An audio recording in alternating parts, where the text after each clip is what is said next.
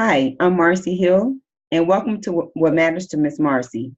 Today, I am speaking to Dr. Janice Fortman, the author of the award-winning book, The Secrets to How Not to Throw Mama from the Train. Dr. Jan, how are you this evening? I am great. How are you this evening? I am fantastic. And I wanted to speak to you tonight because of really the title of your book. What made you write this particular book?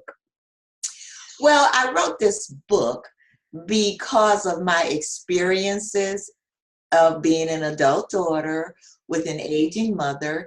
And as we both got older, we started having different challenges in our relationship.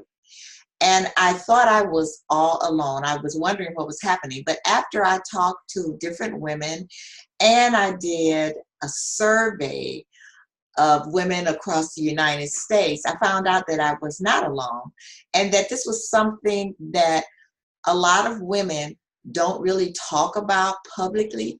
They may talk about it to their friends, their close friends, but they seem to think that if they speak of any challenges that they're having in that relationship, they're being viewed as ungrateful or unloving.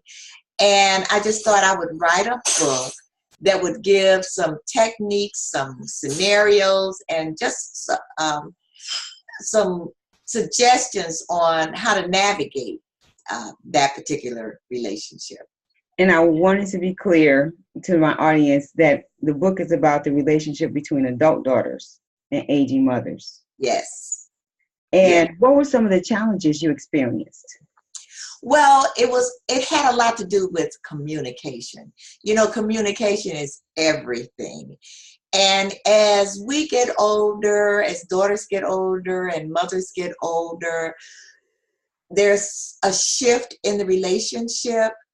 I'll give you an example. I do workshops, and in my workshops, I do an activity that says mother hears, daughter speaks, or mother speaks and daughters hear.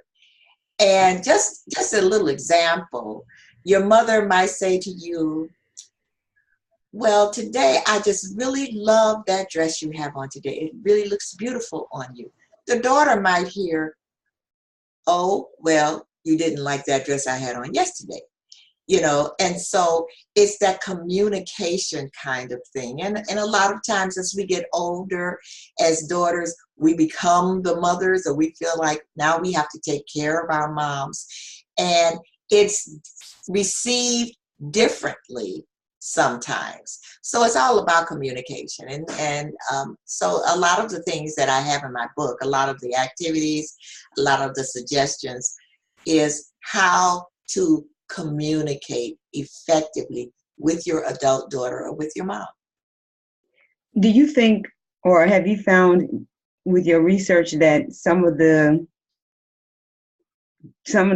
conflict could be that the daughter is turning into the mom? And when I say that, we're always told that you're going to grow up to be your mother, and then you find yourself becoming your mother.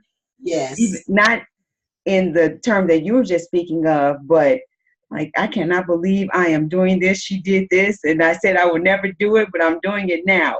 So do you think that that contributes to the conflict or the challenges?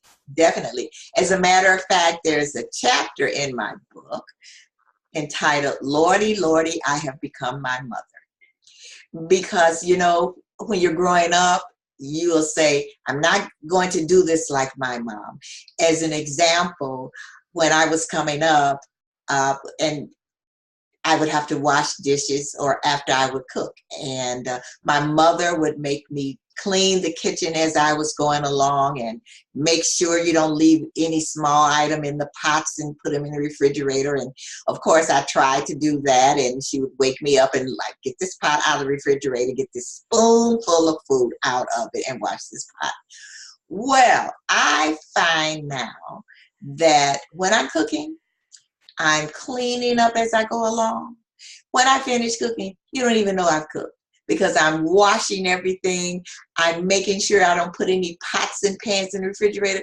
So That's an example. Lordy, Lordy, I have become my mother. And Dr. Jan, I need you to hold up your book because you have yet to do that, even though we mentioned it. Okay, and this is the title. This is my book. I'm going to position it so there's no glare. The Secrets to How Not to Throw Mama from the Train. And as you conducted research on this topic, what were some of the things or findings that stood out? Well, I found out that a lot, not all women, but the majority of the women who I surveyed, now they were in a certain age group. So I surveyed women from ages 35, actually all the way up to 85, because I wanted to get mothers and daughters.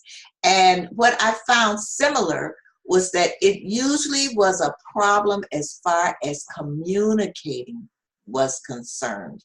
There were miscommunications, misunderstandings.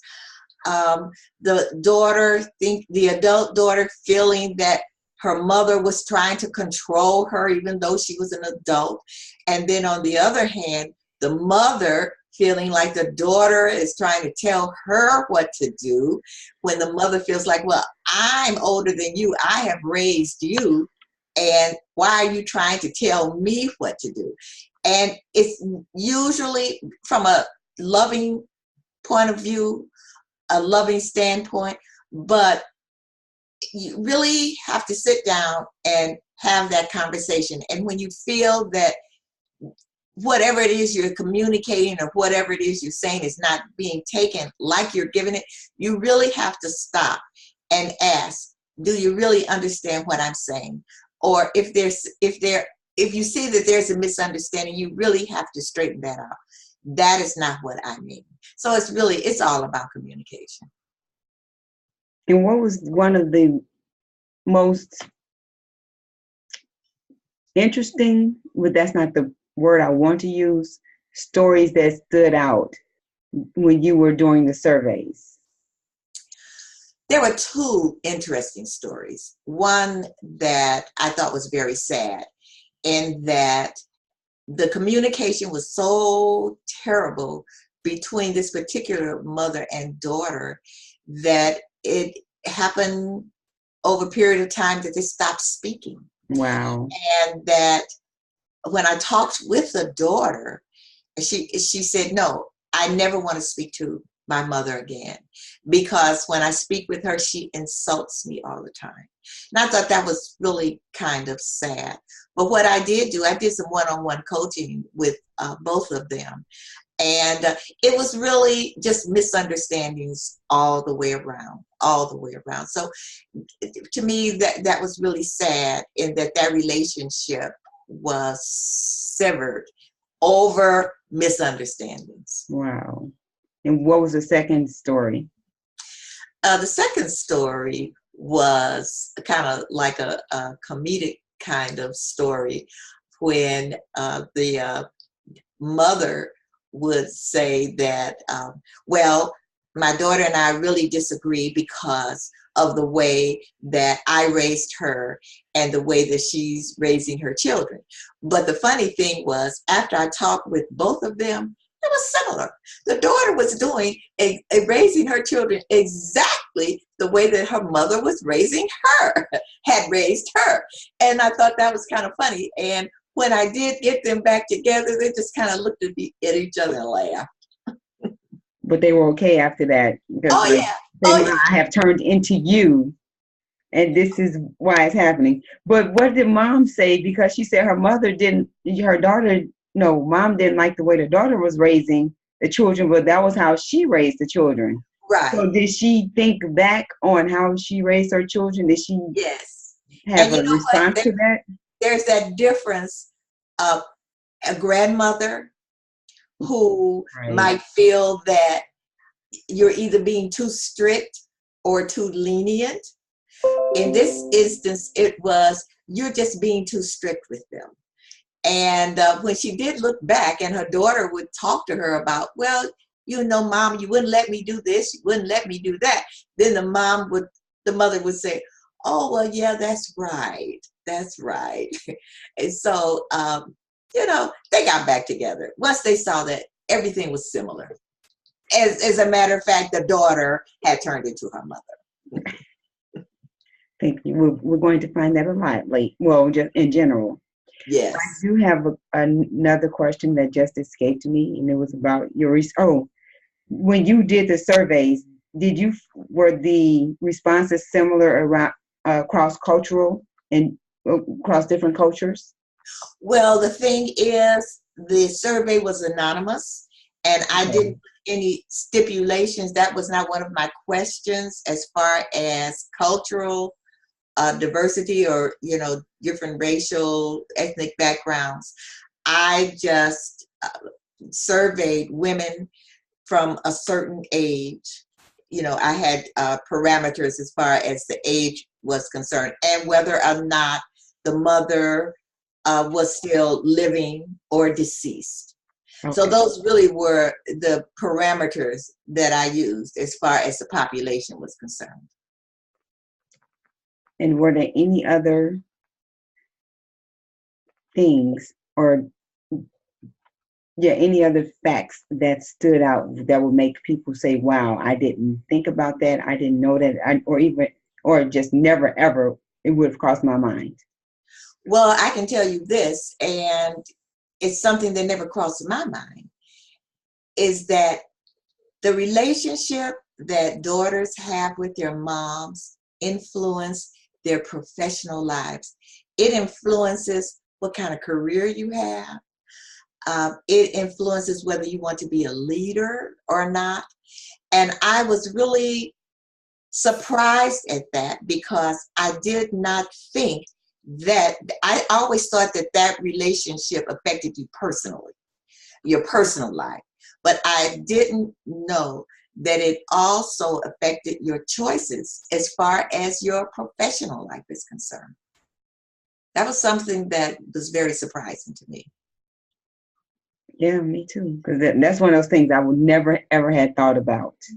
Mm-hmm. And when you give workshops, who are the attendees in the workshops and where do you give them? If that makes sense. I give them all over the city of Chicago. Okay. And I've given a couple in other states. As a matter of fact, I did give a workshop in Hawaii. I was very blessed to. Congratulations. Thank you, to Hawaii and give a workshop. But who's in attendance, even though I focus on women, men also attend because they are concerned about maybe their wife's relationship with her mother or their sister's relationships with their mother. So they are attended really by men and women. Not so much young women, like in their 20s, usually from 30 on up. Mothers and daughters. And when the first guy walked into one of your workshops, what did you think? I thought, are you in the right place? But then, you know what he said to me? He said, I don't know why you just invite women. Men are interested in this too. I'm interested in this too. And I thought, oh, okay. So now when I market to both men and women. Oh, wonderful. And we are wrapping up our interview. You have your workshops, but if people wanted to hire you for your workshops, where can they find you? They can find me at drjanicespeaks.com. That's DRJANICE speaks.com. That is my website. Or they can reach me on my Facebook page, which is J.H. Fortman. I also have adult daughters and mothers on my Facebook page. Or they can tweet me at DRJTLH.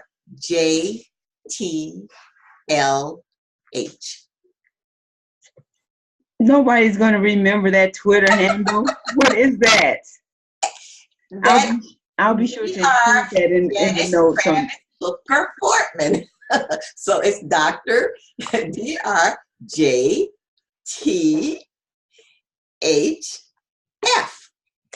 Well, I'll be sure to include that on our show in my notes when I post our interview.